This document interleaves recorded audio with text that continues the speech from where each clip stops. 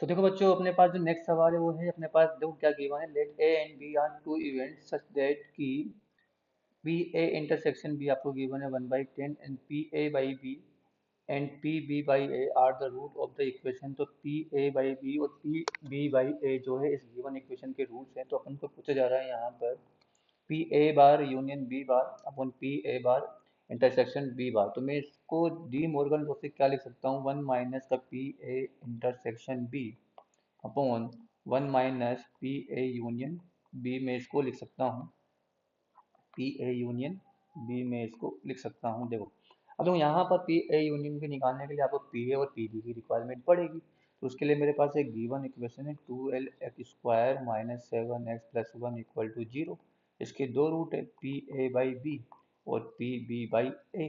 तो देखो यहाँ पर जब आप इसके रूट्स निकालोगे तो आपको क्या मिलेगा, 12x² minus 4x minus 3x+1 equal to 0।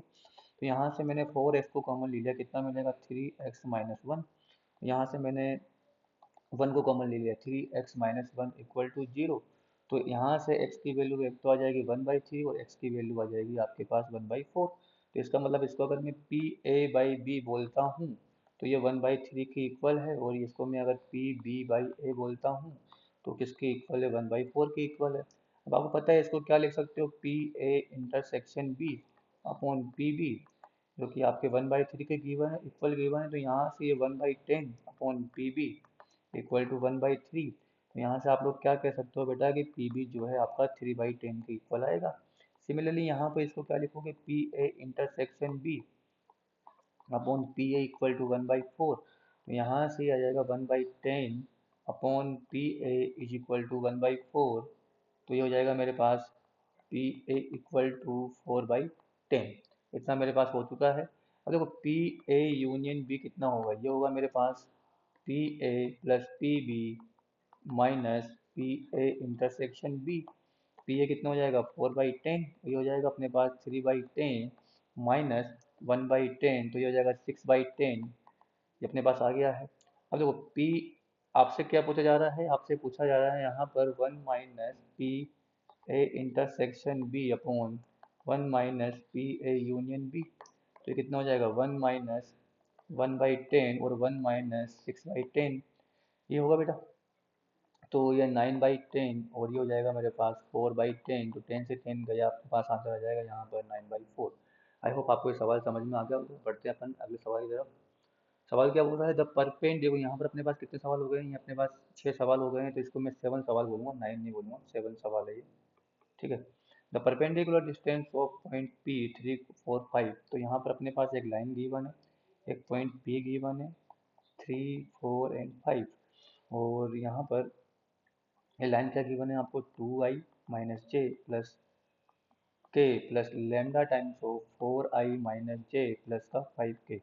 अब यहाँ पर इस पे कोई जनरल पॉइंट अगर मैं एज्यूम करना चाहूँ, इसको मैंने क्यू बोल दिया है, तो क्यू क्या हो जाएगा अपने पास 4λ+2 माइनस लेमडा -1 और ये 5λ प्लस 5λ+1।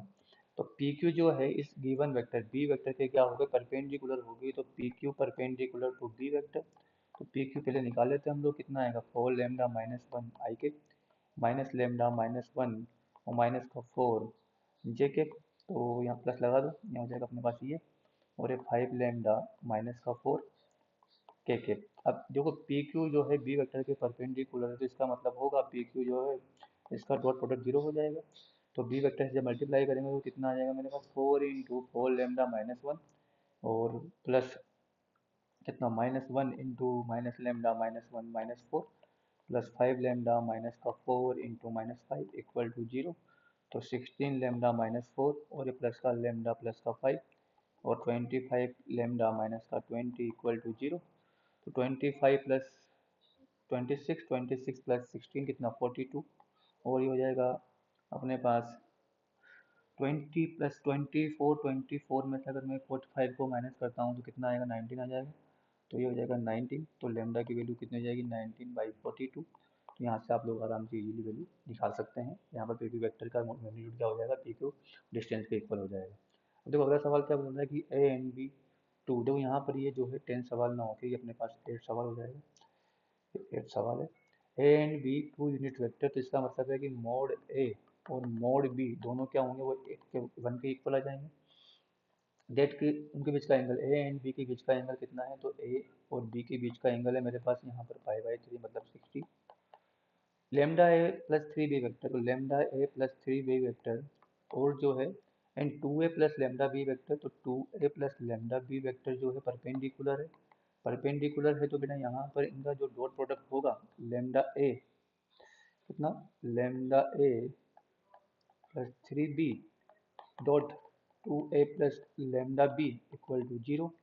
देखो सोल्व करने पे कितना आ जाएगा, यहाँ पर अपने पास टू लेमडा मोड ए का square plus lambda square A dot B plus six A dot B plus three lambda B mod B का स्क्वायर इक्वल टू जीरो। तो two lambda plus lambda square into cos कितना पाई/3 plus six कोस पाई/3, क्योंकि उनके बीच का angle one है और ए और B जो है यूनिट वेक्टर है, तो मोड ए मोड बी कितना हो जाएगा one plus three lambda equal to zero.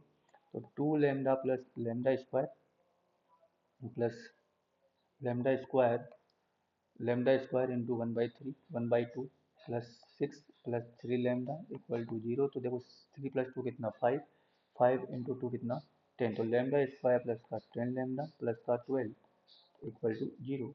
आपके पास आ जाएगा तो यहाँ से मैं ये कह सकता 12 नहीं, यहाँ पर 6/2 आएगा, तो 6 पर 12/2 यहाँ पर आ जाएगा, तो lambda square plus ten lambda plus six equal to zero.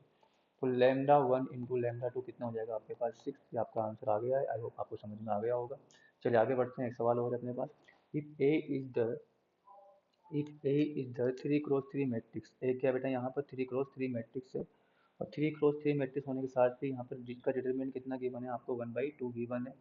अगर डिटरमिनेंट 1 बाई गिवन है, 2 गिवन है और ट्रेस कितना गिवन है 10 गिवन है, तो आपसे पूछा जा रहा है यहाँ पर कि अनदर मैट्रिक्स बी है जिसका भी ऑर्डर कितना है, यहाँ पर थ्री क्रॉस थ्री उसका ऑर्डर है। तो आप लोगों से क्या पूछा जा रहा है बेटा, यहाँ पर आप लोगों से ये पूछा जा रहा है कि बी इक्वल टू दे रखा है एट जॉइंट ऑफ टू ए आपको यहाँ पर गिवन है, और यहाँ पर आपसे पूछा जा रहा है कि डिटर्मिनेंट ऑफ बी क्या होगा। आप लोगों से क्या पूछा जा रहा है बेटा यहाँ पर कि डिटर्मिनेंट ऑफ बी क्या होगा। देखो यहाँ पर आपको पता होना चाहिए कि आपके पास कोई मैट्रिक्स है यहाँ पर एट जॉइंट ऑफ पी है, तो कितना होता है अपने पास डिटर्मिनेंट ऑफ पी की पावर n-2 इंटू पी आपके इक्वल होता है। तो यहाँ पर एट जॉइंट ऑफ टू ए है, तो कितना हो जाएगा डिटर्मिनेंट ऑफ टू ए की होल पावर ऑर्डर कितना है थ्री, तो थ्री माइनस टू कितना वन, और यहाँ कितना हो जाएगा मेरे पास, यहाँ पर आ जाएगा टू ए।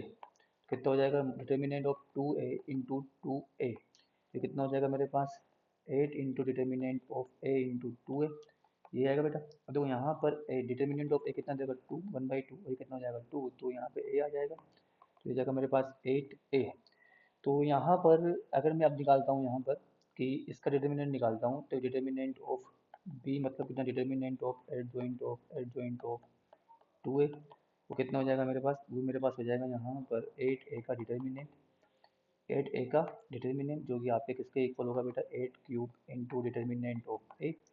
तो 8 क्यूब कितना होता है आपके पास, 8 क्यूब निकल के आएगा आपके पास कितना 512, तो 256 यहाँ पे आपके पास ये आ जाएगा। अब 256 आ चुका है। अब देखो यहाँ पर ट्रेस ऑफ बी कितना हो जाएगा यहाँ पर, तो 8 टाइम्स ऑफ ट्रेस ऑफ ए आ जाएगा वहाँ पर।